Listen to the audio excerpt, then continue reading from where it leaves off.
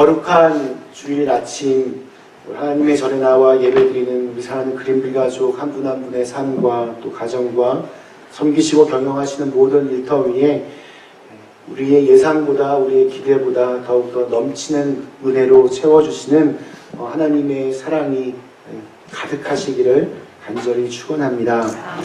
신앙의 기초를 우리가 다지는 사도신경의 고백들을 우리가 하나씩 한 문장씩 살펴보고 있습니다. 오늘은 이제 12번째 이제 거의 다 왔습니다. 우리의 모든 죄를 용서하여 주심을 믿습니다 라는 주제로 함께 은혜를 나누려고 합니다. 강원도 산골로 첫 담임 목회를 나간 지 얼마 되지 않았을 때 새벽 기도회 시간에 낯선 사람 한 명이 와 있었습니다. 눈이 오나 비가 오나 언제나 새벽 기도 오시는 우리 할머니 세 분을 제외하고 웬 청년 하나가 새로 보여서 반가운 마음이 들었습니다. 그러나 그분의 모습을 이렇게 보니까 좀 이렇게 이상했습니다. 몸을 잘 가누지 못하는 것 같았고 또 예배를 드리러 온 사람처럼 이렇게 보이지도 않았습니다. 이미 아주 술을 많이 드신 분이었습니다. 짧게 예배를 인도하면서도 이분을 이제 끝나고 어떻게 해야 하나 이렇게 머릿속으로 굉장히 복잡했습니다. 예배를 마치고 또 개인 기도도 마친 후에 이렇게 벽에 기대어서 이렇게 기도를 하시는지 아니면 졸고 계신지 모르는 그 낯선 남자분에게 가서 물었습니다. 어떻게 교회에 오셨습니까? 가까이 가니까 술 냄새가 아주 확 났습니다. 그리고 그때 여름이었는데 반팔 티셔츠 그 아래로 왠지 이렇게 문신 같은 것들도 보였습니다. 진짜 어떻게 해야 되나 진짜 머리가 복잡했습니다. 근데 저를 보는 그분의 눈이 왠지 사연이 있어 보였습니다. 그분이 제게 이렇게 물어보았습니다. 사람 죽여도 예수님은 용서해 주십니까? 이 얘기 저 얘기 뭐 횡설수설 하였는데 제가 간단하게 요약을 하면 자기가 사람을 죽이라고 하는 명령을 받고 그 사람을 이제 죽여서 이제 콘크리트에 이렇게 다 한 다음에 그 콘크리트를 강물에 버렸고 술을 먹다가 정처 없이 여기저기를 걷다가 교회에 불이 켜져 있어서 들어오게 되었다고 어릴 때 교회에 몇 번 갔었는데 갑자기 들어와 보고 싶었다라고 그렇게 말하였습니다. 그분의 이야기를 들으면서 진짜 머릿속이 하얘졌습니다. 무섭기도 하고 또 황당하기도 하고 지금 이 사람의 이야기가 사실이면 빨리 경찰에 신고를 해야 하나 사실이 아니라면 언제까지 이 술 규정을 내가 들어야 되나 그런데 이 정말 횡설수설 왔다 갔다 하는 이분의 말과는 달리 이분의 눈이 너무 절실해 보였습니다. 아무리 사람을 죽였어도 진심으로 그것을 회개하면 구원을 받을 수 있습니다. 왜냐하면 예수님의 사랑이 살인을 저지른 그 죄보다 더 크기 때문입니다. 힘드시겠지만 선생님이 저지른 죄의 대가를 치르면서 예수님께 용서해 달라고 기도하면 반드시 용서해 주실 것입니다. 저는 용기를 내어서 그렇게 말했습니다. 한참을 그 후에도 뭐 이 얘기 저 얘기 횡설수설 하시다가 그분은 이제 돌아가셨습니다. 그분이 뭐 자수하러 경찰서로 가셨는지 아니면 술을 깨러 해장국을 혹은 해장술을 드시러 가셨는지 아니면 그냥 집으로 가셨는지 저는 모릅니다. 그러나 지금까지 그분의 그 간절해 보였던 눈망울이 기억이 납니다. 아무리 흉악한 사람에게도 보면 양심이라고 하는 것이 있습니다.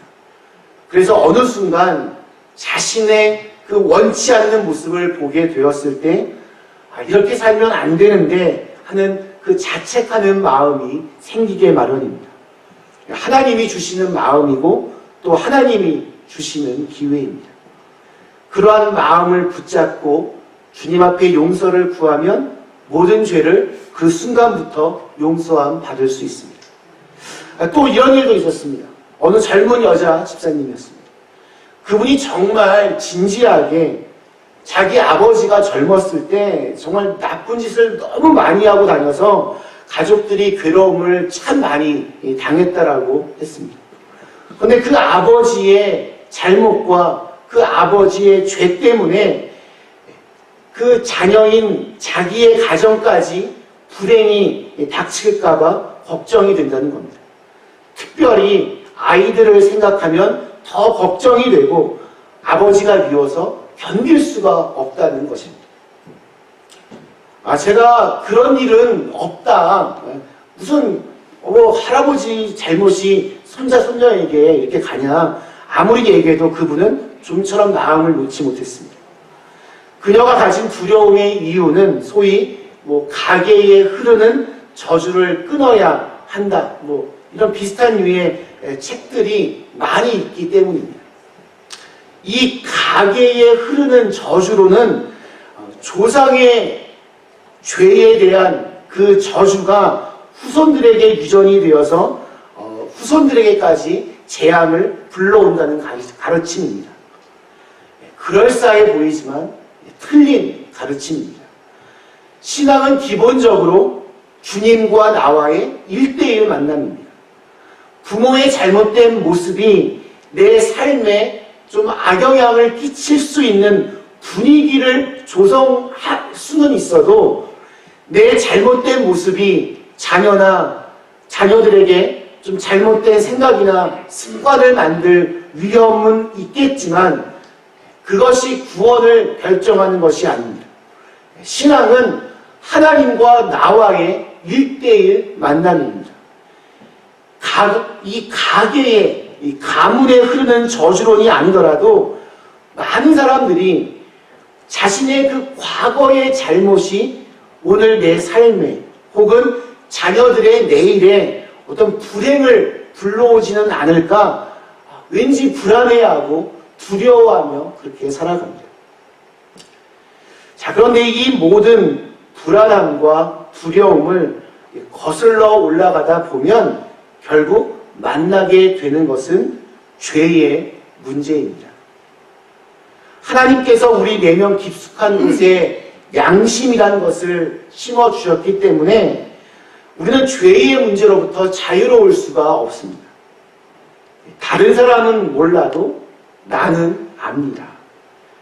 겉으로 보이는 나와 다른 사람들이 보이는 내가, 또 다른 내가 있습니다. 이런 내가 다른 사람들에게 밝혀지게 되면 정말 이사를 가야 할지도 모릅니다. 영국의 단편작가 스티븐슨 유명한 소설인 지킬 박사와 하이드가 있습니다. 마을 사람의 사랑과 존경을 한 몸에 받는 지킬이라고 하는 의학 박사가 있었습니다. 그는 고아들의 아버지였고 또 과부들의 보호자였고 자비의 아버지라고 불리우던 사람이었습니다. 온 동네 사람들은 그를 인간 이상의 그 어떤 존재로 여기며 정말 존경과 칭송을 아끼지 않았습니다. 근데 그 마을에 고민이 하나 있었습니다. 밤만 되면 하이드라고 하는 아주 흉악한 놈이 나타나서 온 동네를 아수라장으로 만들어 놓는 것입니다. 그 흉악범은 사람을 죽이고 여자들을 능욕하고 약탈을 일삼는 등 온 동네를 공포 속에 몰아넣습니다. 사람들은 골머리를 앓던 끝에 이 하이드라는 흉악범을 잡아서 동네에 이 화근을 없애기로 작정했습니다.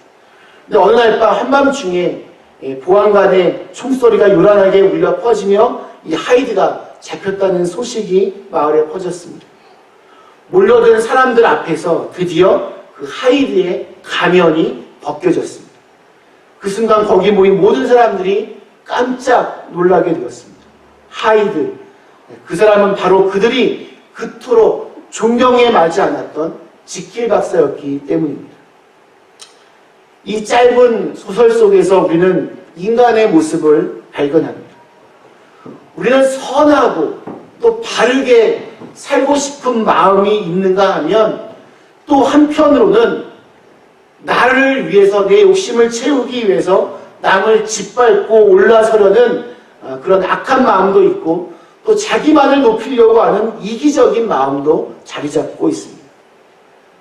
존경 뒤에는 갈등이 그를 비웃고 있습니다. 착함 뒤에는 음흉함이 아주 뿌리 깊이 박혀 있습니다.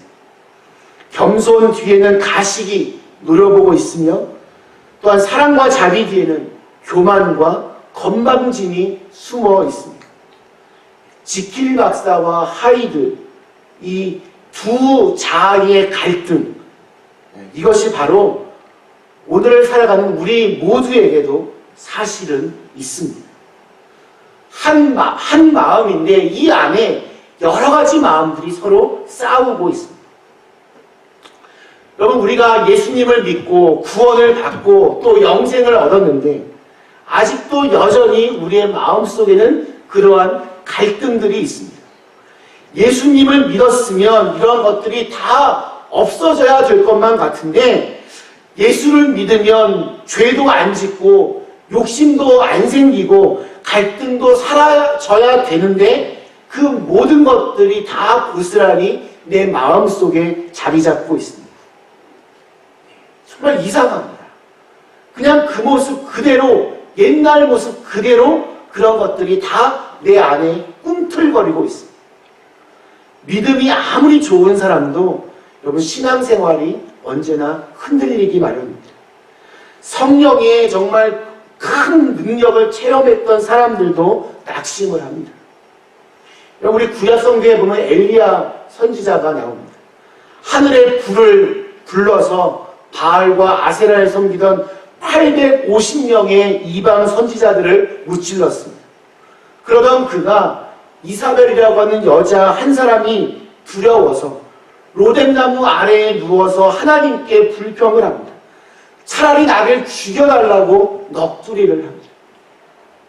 오늘은 종교개혁 501주년을 기념하는 주일입니다. 목숨을 걸고 타락한 중세의 그 천주교회와의 싸움을 선언한 마틴 루터가 그 싸움이 점점 길어지자 어느 순간부터 절망과 무력감에 빠졌습니다. 그들은 너무 거대했고 자신은 너무나 약했습니다. 그러다 어느 아내가 상복을 입고 울고 있습니다. 아니, 누가 죽었어? 하나님이 돌아가셔서 내가 상복을 입고 있습니다. 아니, 하나님이 돌아가셨다니 그게 무슨 말이요? 하나님이 어떻게 돌아가실 수 있습니까? 하나님이 죽지 않았더라면 그렇게 목숨을 걸고 종교개혁을 선포했던 당신이 이렇게 무력하게 절망의 나락으로 빠질 수 있단 말입니다. 하나님이 정말 살아계신다는 것을 믿는다면 그렇게 두려움 속에 살아가고 계십니다. 그러니 하나님이 죽으신 것 같습니다. 그렇게 상복을 입은 아내의 말에 이 마틴턴은 다시 한번 정신을 차리게 됩니다. 오늘 읽은 로마서 우리 8장 앞에 7장 24절에도 하나님의 사람으로 위대한 쓰임을 받았던 사도 바울은 이렇게 절규를 합니다. 오호라, 나는 공고한 사람이로다. 이 사망의 몸에서 누가 나를 건져내랴. 이 고대에서 가장 끔찍한 형벌 중에 하나가 죽은 사람의 시체를 사형수에게 딱 해서 이 둘을 꽁꽁 묶어놓고 죽게 하는 것이라고 합니다. 시체가 썩어가면서 벌레가 나와서 산 사람을 갉아먹도록 이렇게 하는 형벌입니다. 정말 너무 잔인한 형벌입니다. 이것을 떨쳐버리고 싶은데 꽁꽁 묶여 있으니까 떨어져 나가지를 않습니다. 나는 정말 악으로부터 자유하고 싶은데, 정말 마귀의 유혹으로부터 해방받고 싶은데 벌레가 나를 갉아먹듯이 나를 삼키려 덤벼들고 있습니다. 그래서 오호라, 나는 공고한 사람이로다. 누가 이 사망의 몸에서 나를 건져내랴 탄식하고 있습니다. 엘리야도, 마틴 루터도, 또 바울도, 이 위대한 사람들 모두가 자신의 이 연약함에 절규하고 하나님께 하소연을 합니다. 이런 갈등들은 참 무서운 것이 무엇이냐면 이것이 정죄하는 의식과 패배하는 그런 마인드로 곧장 달려간다는 데 있습니다. 나는 아무래도 희망이 없는 사람이야. 나는 정말 저 악을 이길 수가 없어. 나는 버림받은 사람이야. 영적인 자포자기, 절망, 패배감이 찾아옵니다. 자, 그런데 여러분 한번 우리가 더 생각해 봐야 됩니다. 왜 이러한 갈등과 싸움이 내 안에서 계속 되고 있는 것입니다. 내가 아직 살아있기 때문입니다. 우리 몸에는 좋은 균들도 있고 나쁜 균들도 있습니다. 그것이 함께 살아갑니다. 좋은 균들이 나쁜 균들을 이기면 건강한 사람입니다. 반면에 나쁜 균이 좋은 균을 이기면 각종 질병이 발생합니다. 암세포를 만드는 균들이 있고 이 암세포를 죽이는 균들도 있습니다. 건강한 균들이 암세포를 이기면 그 암을 승리하고 이제 건강하게 살 수 있지만 암세포가 승리하면 이제 암 환자가 되고 마는 것입니다. 그럼 이 싸움을 언제까지 하게 됩니까? 언제까지 싸웁니까? 생명이 붙어있는 한 끝까지 그렇게 싸우는 것입니다. 가슴에 무거운 돌을 올려놓았을 때 이것이 무겁구나 느끼는 사람은 살아있는 사람입니다. 시체 위에 아무리 큰 바위에 올려놓아도 무겁다고 말하지 않습니다. 무거움을 느끼지를 못합니다. 죽었기 때문입니다. 송곳으로 찔렀을 때 아프다고 소리를 지르는 사람은 아직 살아있는 사람입니다. 그런 의미에서 여전히 죄의 문제와 싸우고 씨름하면서 감히 하나님을 볼 수 없는 죄인의 마음으로 오늘 이 예배에 오신 분들은 주님의 은혜와 사랑을 정말로 믿는 분들은 아직 희망이 있습니다. 그리고 양심이 아직 살아있다는 증거이기 때문에 그렇습니다. 늘 넘어지고 늘 깨어져도 다른 사람들은 모르는 혹은 여전히 나를 자유롭게 하지 못하는 그 과거의 잘못들이 그 내 발목을 붙잡고 나를 힘들게 하지만 그럼에도 불구하고 나의 죄의 문제를 해결받기 위하여 오늘 예수님께 나오셨기 때문입니다. 그런 우리들에게 이 로마서 8장 1절과 2절은 정말 힘이 됩니다. 그러므로 이제 그리스도 예수 안에 있는 자에게는 결코 정죄함이 없나니 이는 그리스도 예수 안에 있는 생명의 성령의 법이 죄와 사망의 법에서 너를 해방하였습니다. 여러분 이 말씀을 붙잡으실 수 있기를 간절히 축원합니다. 여러분 한마디로 요약하면 무죄 선언입니다. 예수를 믿으면 그분이 나의 죄를 그것이 어떠한 것이든 모두 용서해 주십니다. 우리의 속마음을 모두 다 알고 이해하는 넓은 마음과 또 무죄를 선언할 수 있는 힘이 그분에게 있습니다. 예수님이 죄가 없다 이제 선언하시는데 누가 나를 여러분 정죄할 수 있겠습니까? 우리가 살고 있는 이 사우스캐롤라이나에도 죄를 지어서 유죄 판결을 받으면 감옥에 갑니다. 한 20여 개의 감옥이 있고 약 2만 명 정도가 그곳에 수감되어 있습니다. 감옥에는 죄인들이 삽니다. 그러면 여러분 그들만 죄인이고 저와 여러분은 아무런 흠이 없습니까? 그렇지 않습니다.